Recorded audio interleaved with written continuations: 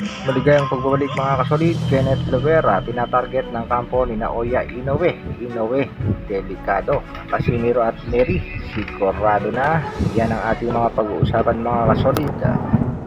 Charlie Suarez, kumpiyansa nga makukuha ang panalo kontra dito kay Bakero Navarrete. Pero bago yan mga kasolid, pa-like at pa-share na rin ang ating video para sa ating unang balita. Filipino prospect undefeated, walang iba mga kasolid kung hindi itong si Kenneth Lovera, na alaga nga sa kasalukuyan ng ating pangbato at kababayang si Jerry Peñalosa. Sa katunayan ay pinag-aagawan nito ng mga Japanese promoter. Isa na nga dito ang Ohashi Promotion, ang promoter ni Japanese sponsor Naoya Inoue.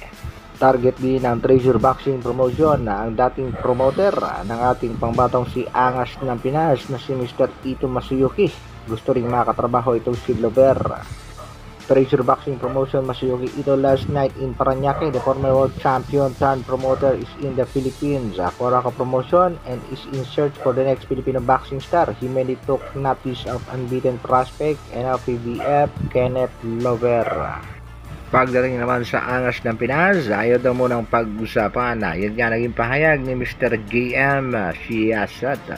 Samantala, pambato natin si Charlie Suarez, nagbigay na nga ng pahayag patungkol sa kanyang nalalapit na laban kontra sa kampyon na si Bakero Emmanuel Navarrete. Ayon nga sa alaga ni Mr. Chavez Singson ay hindi sasayangin ang pagkakataon para sa isang world title fight, at ayon pa nga dito kay Charlie Suarez, by hook or by crook, kukunin ang panalo.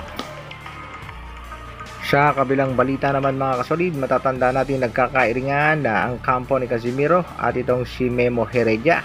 Nangihinaya nga daw itong si Memo Heredia sa ating pambatong si Cuadro Alas Janel Casimiro dahil nakinig sa kanyang kapatid na si Jason. Ayon pa nga kay Memo Heredia, isang retarde daw itong si Jason Casimiro. Kagad namang rumesbak at nagbigay rin ng pahayag itong si Kuya Lods Zakalam. Ito nga ang kanya naging pahayag mga kasolid. Memo, ang dami mong hawak ng mga Pilipino boxer, tagtagumpay ba?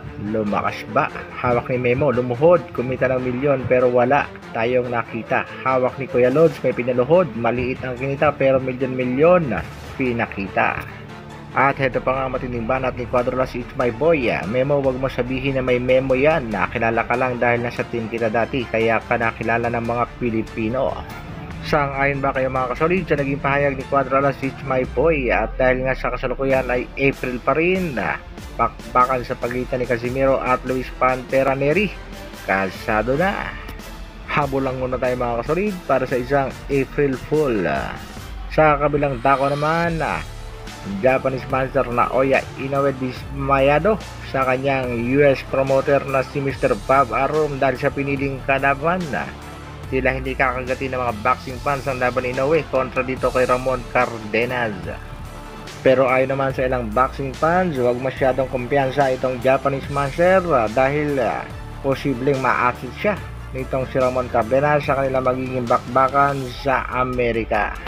Sa kasalukuyan mga kasolid, itong si Ramon Cardenas ay may katadang 26 wins, 40 knockouts, merong isang talo.